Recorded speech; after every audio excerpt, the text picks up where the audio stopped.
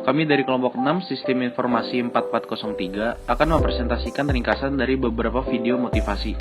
Sebelumnya, kami akan memperkenalkan diri terlebih dahulu. Perkenalkan, nama saya Sulaiman Ilhan. Saya akan menjelaskan tentang The 7 Habits of Highly Effective People. Perkenalkan, saya Vira Damayanti. Saya akan menjelaskan tentang setting SMART Goals. Perkenalkan, nama saya Husain Akbar. Perkenalkan, nama saya Stefanus Sikartu Mascarenhas. Saya dengan rekan saya, Husain Akbar, akan menjelaskan tentang How to Stop Screwing Yourself Over dari Mel Robbins. Halo semuanya, perkenalkan saya Vira Damayanti. Saya mahasiswi dari Telkom University jurusan Sistem Informasi. Pada kesempatan kali ini saya akan menjelaskan tentang setting SMART Goals. Sebelumnya saya akan memperkenalkan terlebih dahulu rekan-rekan saya. Di sini ada Stefanus Ricardo, Sulaiman Mahendra, dan juga Husain Akbar. Baiklah, mari kita langsung mulai saja. Setting a goal sendiri berarti menentukan tujuan. Kita semua pasti memiliki tujuan atau cita-cita yang ingin kita capai dalam hidup.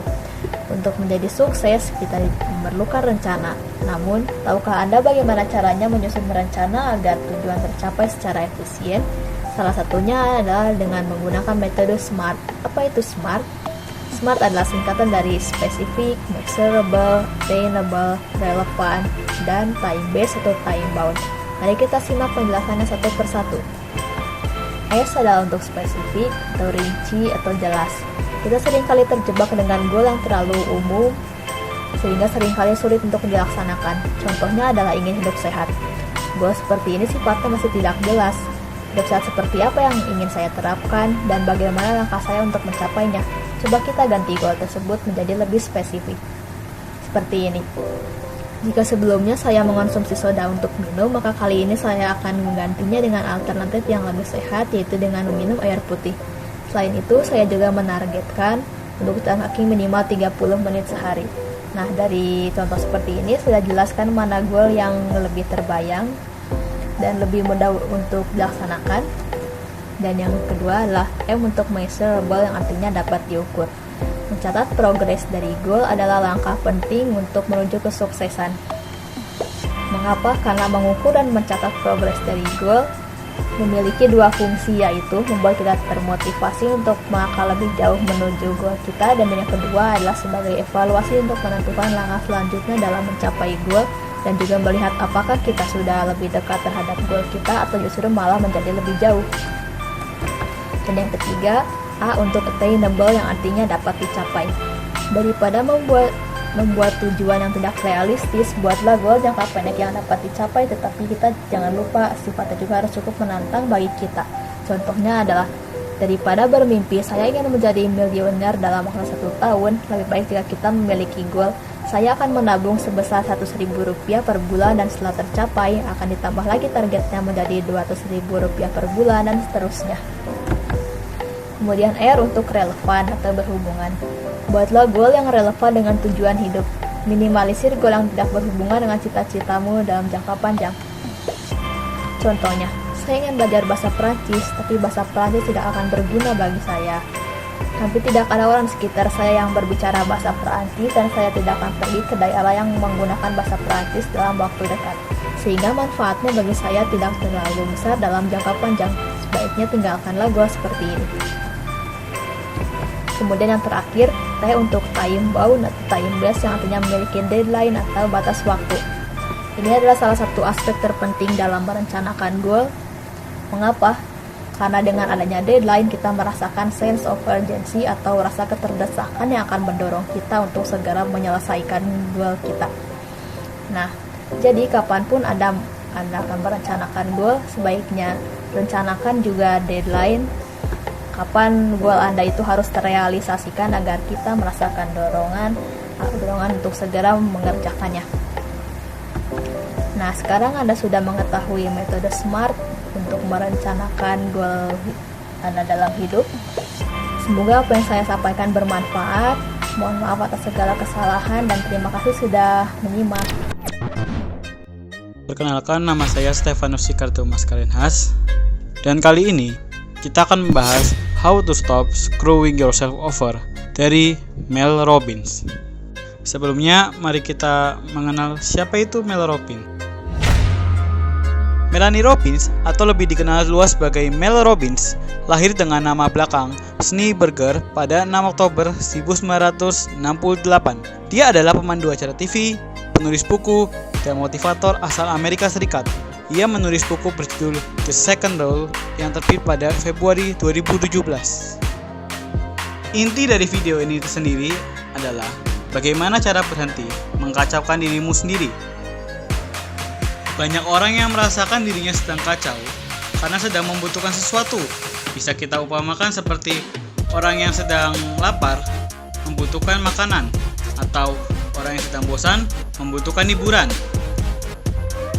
Lalu sempat juga disinggung oleh Mel Robbins bahwa dia sangat membenci kata I'm fine. Lalu ada apa dengan kata I'm fine? Menurut Mel Robbins sendiri, kata-kata aku baik-baik saja hanya menjadi respon template ketika ditanya apa kabarmu. Seharusnya kita sebagai manusia harus bisa lebih jujur. Ketika kamu sedang sedih, katakanlah bahwa kamu sedang sedih. Ketika kamu sedang senang, katakanlah bahwa kamu sedang senang.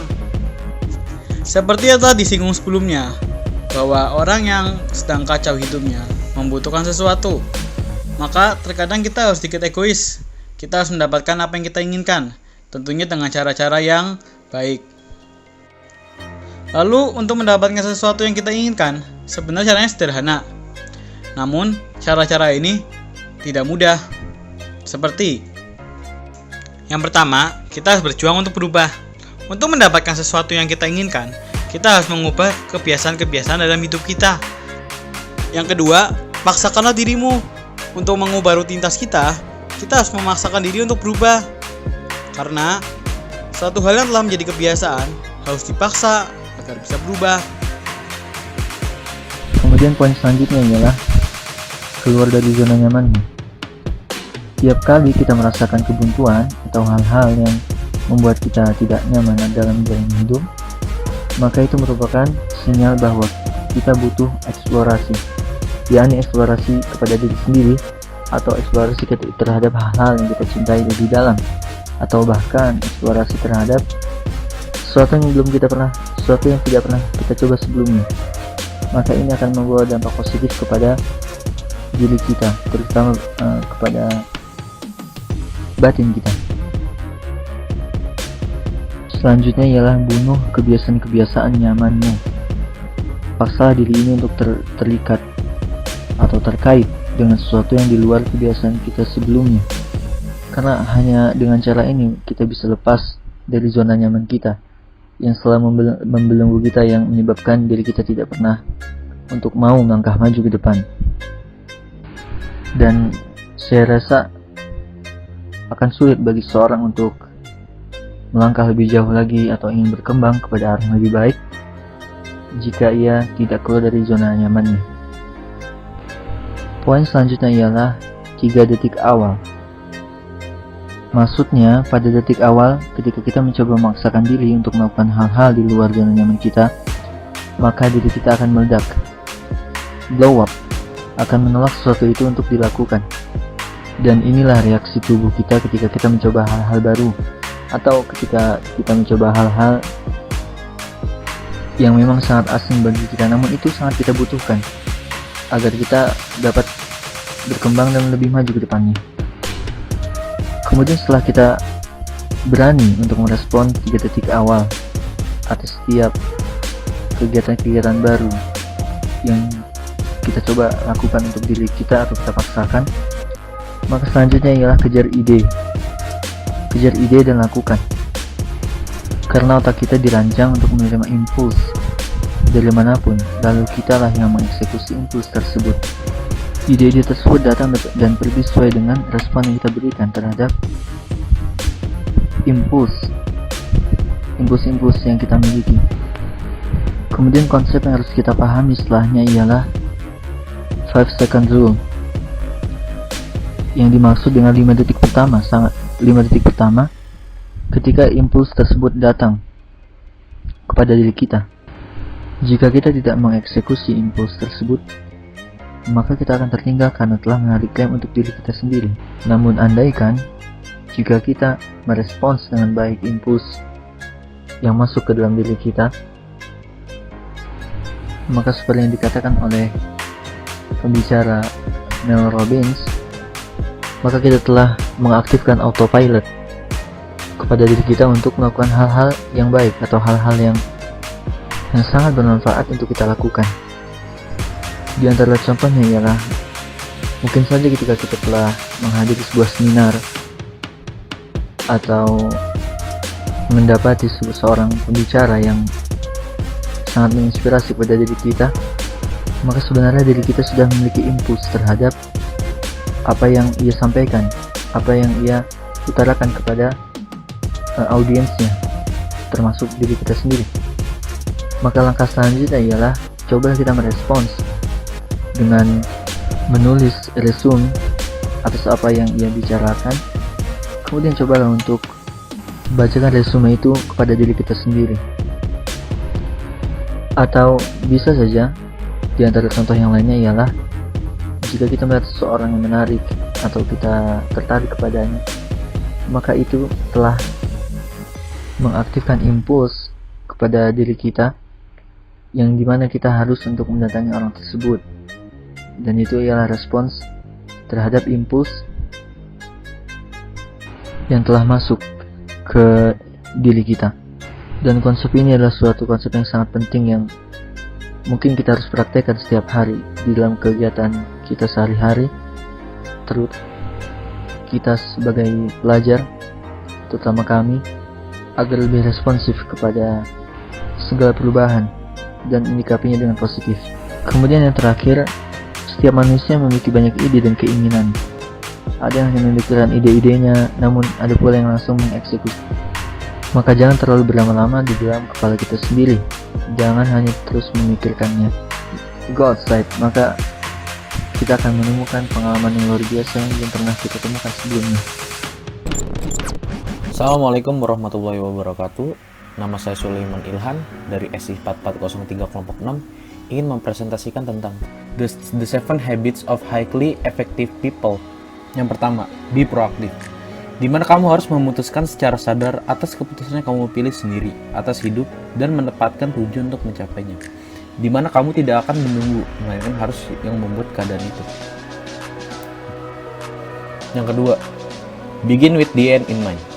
Dari hal ini kamu dapat melihat hal yang akan terjadi ke depannya.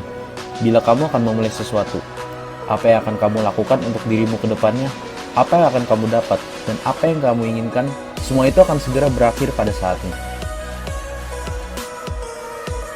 Yang ketiga, put first thing first. Apa yang paling penting dalam perjalanan hidup?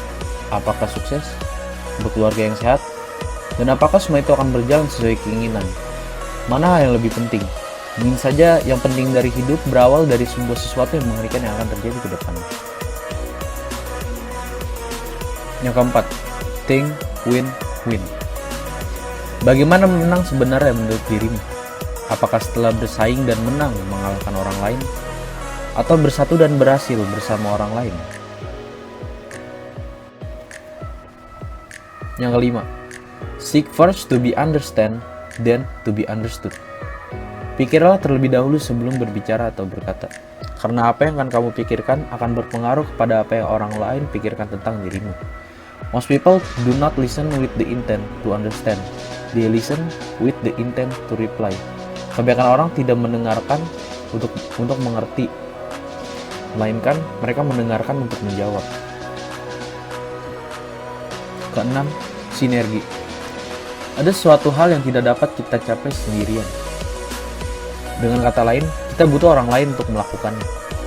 Makin banyak kau bekerja dengan yang lain, maka makin banyak yang bisa kau dapat untuk dirimu. Yang ketujuh, sharpen the saw. Dalam pekerjaan yang kita lakukan, kita membutuhkan tips and trick agar apa yang kita lakukan bekerja dengan lebih produktif. Thank you for your attention. Demikian pemaparan dari kami.